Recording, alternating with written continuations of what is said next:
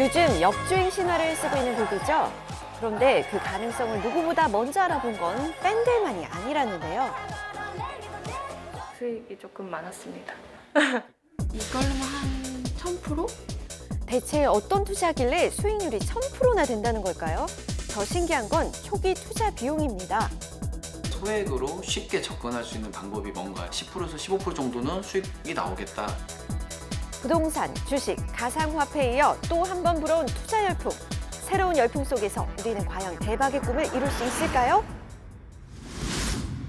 소문을 듣자마자 그 방법으로 미술품을 구입했다는 엄진성 씨. 네, 이 작품 제가 가지고 있고요. 2천만 원이었습니다. 2천만 원. 부자들만의 전유물이다 이런 생각을 가지고 있었는데 그 방법을 이용하니 귀한 작품의 주인이 되는 것도 그다지 어렵지 않았다는데요. 미술품을 구매할 때 여러 사람이 함께 돈을 모아서 한 작품을 공동으로 구매하는 방식입니다. 여럿이 돈과 마음을 모아 샀다는 작품.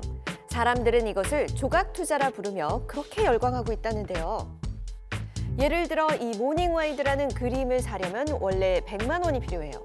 하지만 그중 딱 한 조각만 떼어서 단돈 10,000원에도 살 수 있다는 겁니다. 한 단위의 투자 단가를 줄여줌으로써 더 많은 유동성을 공급할 수 있는 구조를 만들어주는 거랑 마찬가지로 투자를 할 수 있는 잠재적인 투자자의 숫자를 늘리는 효과를 볼 수 있기 때문에 시장에 자금이 더 유입되는 효과를 볼 수 있는 거죠. 이른바 조각 투자 열풍은 그저 미술품에 그치지 않았습니다. 특히 이 분야에서 고수익을 올린 분이 그렇게 많다면서요. 450 정도 투자를 해서 연 8, 9%는 받고 있어요.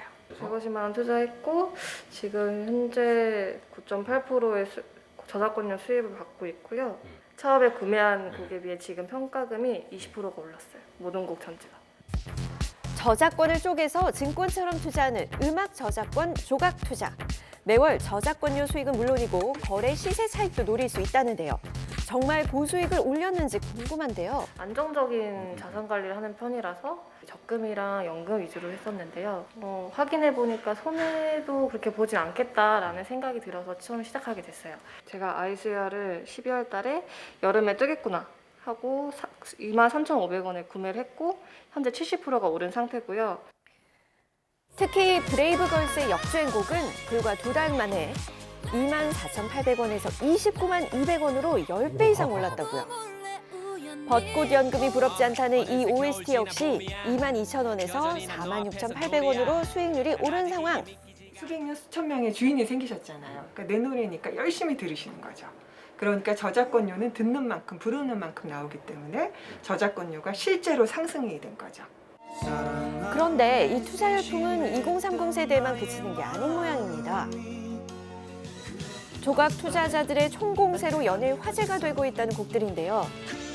요즘 높은 수익률을 자랑하고 있다는 추억의 음원들. 오랜만에 들어도 참 좋네요. 저희가 한 번에 목돈을 들고 저작권을 양도를 받게 되고요. 그럼 저희가 양도를 받은 저작권을 수천 개, 수백 개로 쪼개서 일반인들에게 공개되는 형태로 서비스를 하고 있어요. 현재 약 800여 곡이 등록돼 있고 한 달에 거래되는 금액만 약 200억 원이라는 음원 조각 투자 시장. 놀라운 건 이뿐만이 아니라는 겁니다. 미술품 음원만큼이나 활발한 거래가 이루어지고 있다는 부동산 조각 투자. 대한민국 땅 46%는 상위 1%가 소유하고 있는 현실에서 100억 원짜리 건물의 일부라도 가져볼 수 있어 위안이 된다는 분들도 꽤 많다는데요.